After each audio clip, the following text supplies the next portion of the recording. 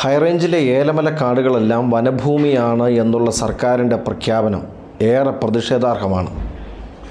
കഴിഞ്ഞ ദിവസം ചോദ്യോത്തരങ്ങൾക്കുള്ള മറുപടിയായാണ് വനം വകുപ്പ് മന്ത്രി ബഹുമാനപ്പെട്ട AK ശശീന്ദ്രൻ നിയമസഭയെ ധരിപ്പിച്ചത് 2,10,677 ഏക്കർ ഏലമലകൾ വനഭൂമിയാണ് എന്ന്.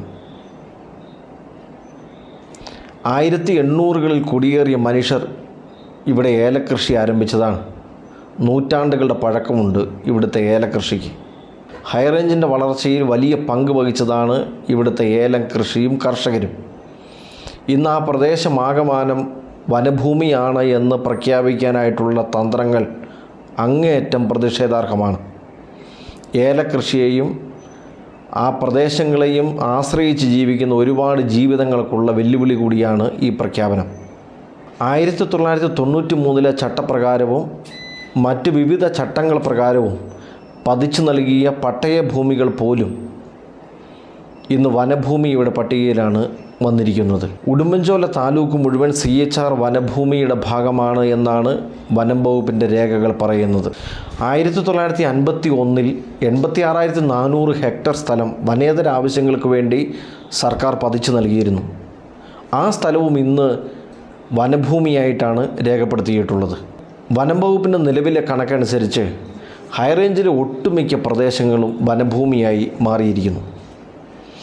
ആളുകൾക്ക് ഇവിടെ ജീവിക്കുന്നതിനുള്ള എല്ലാ സാധ്യതകളും മങ്ങിത്തുടങ്ങിയിരിക്കുകയാണ്. 1935 ഏലപ്പട്ടയ നിയമപ്രകാരം റവന്യൂ വകുപ്പിൻ്റെ അനുമതിയോടെ CHR ഭൂമിയിൽ ആളുകൾക്ക് താമസിക്കുന്നതിനുള്ള ചെറിയ വീടുകളും അവരുടെ കൃഷി ഉപകരണങ്ങൾ സൂക്ഷിക്കുന്നതിനുള്ള ചെറിയ ഷെഡുകളും നിർമ്മിക്കുന്നതിന് അനുമതിയുണ്ട്. എന്നാൽ അതിനുശേഷം പുറത്തിറങ്ങിയ കാർഡമം ലീസ് റൂൾ അനുസരിച്ച് ഒരു നിർമ്മാണവും CHR ഭൂമിയിൽ പാടില്ല എന്നുള്ളതാണ്. എല്ലാ തരത്തിലുമുള്ള നിർമ്മാണങ്ങൾക്ക് നിരോധനം ഏർപ്പെടുത്തുന്ന സ്ഥിതിവിശേഷത്തിലേക്ക് കാര്യങ്ങൾ എത്തിക്കഴിഞ്ഞിരിക്കുന്നു എന്ന് നാം മനസ്സിലാക്കണം.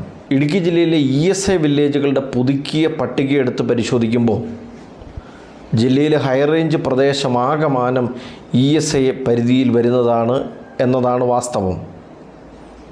ഇനി ഇവിടെ ആളുകൾക്ക് സ്വൈര്യമായി ജീവിക്കുന്നതിന് സാധ്യമാകാത്ത സ്ഥിതിയിലേക്കാണ് കാര്യങ്ങൾ പോകുന്നത്. കൃഷി ഇറക്കുന്നതിനും നിർമ്മാണങ്ങൾ നടത്തുന്നതിനുമൊക്കെ ഇനി തടസ്സങ്ങൾ നേരിടേണ്ടി വരും.